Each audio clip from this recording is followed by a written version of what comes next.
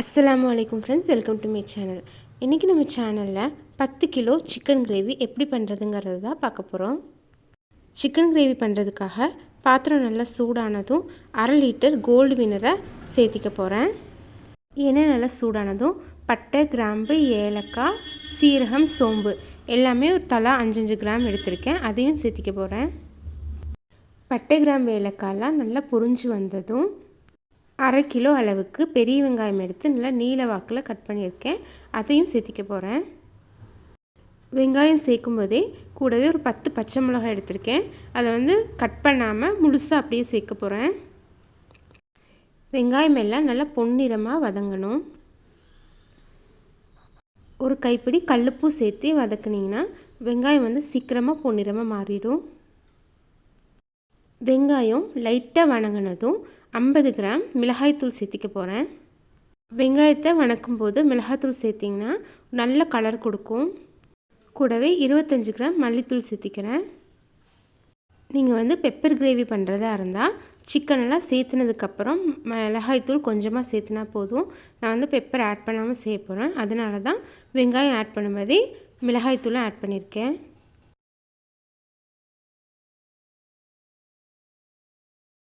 வெங்காயம் நல்லா வணங்கினதும் 1/2 கிலோ இஞ்சி, 1/2 கிலோ பூண்டு, 1/2 கிலோ சின்ன வெங்காயம் எல்லாத்தையும் நல்லா ஒரு ஃபைன் பேஸ்ட்டாக ரெடி பண்ணி வச்சுருக்கேன். அதையும் சேர்த்திக்க போகிறேன். 1 கிலோ கிரேவிக்கு 50 கிராம் இஞ்சி, 50 கிராம் பூண்டு, 50 கிராம் அரைச்சி சின்ன வெங்காயம் சேர்த்துனா நல்லாயிருக்கும். இப்போ நம்ம 10 கிலோ செய்ய போகிறதுனால எல்லாமே 1/2 கிலோ சேர்த்திருக்கோம். இஞ்சி பார்த்திங்கன்னா 1/2 கிலோ இல்லை அதுக்கும் கொஞ்சம் கம்மியாக ஒரு 400 கிராம் 300 கிராம் சேர்த்துனா பரவாயில்ல. ஆனால் ஜாஸ்தியாக இஞ்சி சேர்த்திடக்கூடாது. அந்த இஞ்சியோட காரம் தனியாக தெரியும். அதனால் கரெக்டான அளவில் இல்லைன்னா அதுக்கும் கொஞ்சம் கம்மியாக சேர்த்திக்கலாம். பூண்டு பார்த்திங்கன்னா நம்ம இன்னும் கொஞ்சம் கூட சேர்த்தி போடலாம். ஒரு 600 கிராம் 700 கிராம் கூட போடலாம். சின்ன வெங்காயம் கரெக்டான அளவில் போடுங்க, இல்லாட்டி ரொம்ப இனிப்படிக்கும். இதெல்லாம் சேர்த்தி நல்லா வணங்கணும். பச்சை வாசம் போகிற வரையும் நல்லா வணக்கலாம்.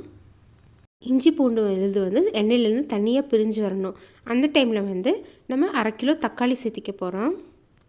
தக்காளியும் நல்லா வணங்கி ஒரு ஜூஸி ஃபார்ம் வந்ததுக்கப்புறமா நம்ம இன்னும் கொஞ்சம் எக்ஸ்ட்ரா ஸ்பைசஸ் சேர்த்திக்கலாம். ஸ்டார்டிங்லேயே கொஞ்சம் மல்லித்தூள் சேர்த்திட்டோம். இப்போ மீதி இருக்க மல்லித்தூள் சேர்த்திக்கலாம். ஆனால் டோட்டலாக 50 கிராம் தான் சேர்த்தணும். கூடவே 50 கிராம் சீரகப்பொடி, 25 gram Kashmiri red chilli powder, 5 gram மஞ்சத்தூள், கரம் மசாலா ஒரு 50 கிராம் இதெல்லாம் சேர்த்தி நல்லா வணக்கி விடலாம். எல்லாமே சேர்த்தி நல்லா வணக்கி விடலாம். நல்லா வணங்கினதுக்கப்புறமா 10 கிலோகிராம் சுத்தம் பண்ண சிக்கனையும் சேர்த்தியாச்சு. அதையும் சேர்த்தி நல்லா கலந்து விட்டுக்கலாம்.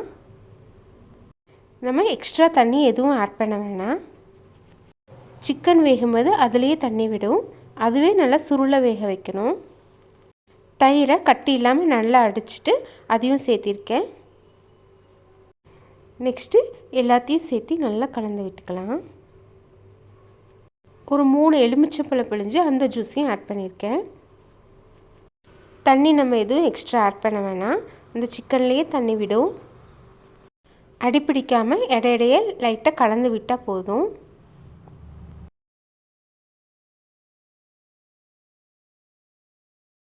நம்ம தண்ணி எதுவும் ஆட் பண்ணல, ஆனால் பார்த்திங்கன்னா அதுலேயே தண்ணி விடுது. சிக்கன்லேருந்து நல்லா தண்ணி பிரிஞ்சு மறுபடியும் வற்ற ஆரம்பிக்கும். அந்த ஸ்டேஜில் நம்ம கொஞ்சமாக புதினாவும் நிறைய மல்லித்தலையும் சேர்த்திக்கலாம். தண்ணி நல்லா வற்ற ஆரம்பிக்கும் போது உப்பு காரம் செக் பண்ணிக்கோங்க. தண்ணி நிறையா இருக்கும் போது உப்பு பார்த்திங்கன்னா கம்மியாக இருக்கும். எக்ஸ்ட்ரா ஆட் பண்ணிட வேணாம். வற்றும் போது உப்பு கொஞ்சம் ஜாஸ்தியாக தெரியும். அதனால் நம்ம ஃபைனலாக செக் பண்ணால் போதும். நீங்களும் ட்ரை பண்ணி பார்த்துட்டு எப்படி இருந்துச்சுன்னு கமெண்ட் பண்ணுங்கள். வீடியோ பிடிச்சிருந்துச்சுன்னா லைக் பண்ணுங்கள், சப்ஸ்கிரைப் பண்ணுங்கள். உங்கள் ஃப்ரெண்ட்ஸ் அண்ட் ஃபேமிலி கூட ஷேர் பண்ணிக்கோங்க. தேங்க்யூ.